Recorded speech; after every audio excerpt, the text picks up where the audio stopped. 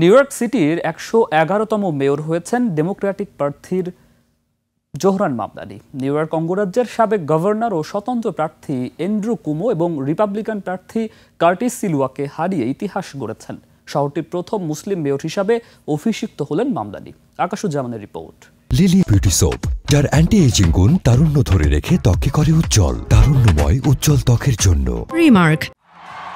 পুরো বিশ্বের নজর কেড়ে ডেমোক্রেটিক রাজনীতির নতুন অধ্যায় উন্মোচন করলেন জোরহান মামদানি। দক্ষিণ এশীয় বংশোদ্ভূত এবং আফ্রিকায় জন্ম নেওয়া প্রথম ব্যক্তি হিসেবে যুক্তরাষ্ট্রের সবচেয়ে বড় শহরের নেতৃত্বে আসলেন তিনি। এই নির্বাচন যুক্তরাষ্ট্রের ডেমোক্রেটিক পার্টির ভবিষ্যতের দিক নির্দেশনাও হয়ে উঠেছে।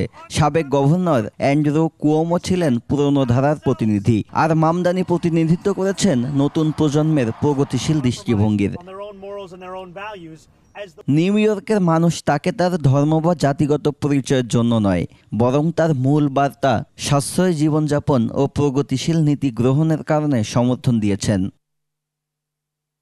এবারের নির্বাচনে প্রায় ৭,৩৫,৩১৭ জন আগাম ভোট দিয়েছেন, যা প্রেসিডেন্ট নির্বাচন ছাড়া অন্য কোনো নির্বাচনে নিউ ইয়র্ক শহরে এটিই সর্বোচ্চ আগাম ভোট পড়ার ঘটনা।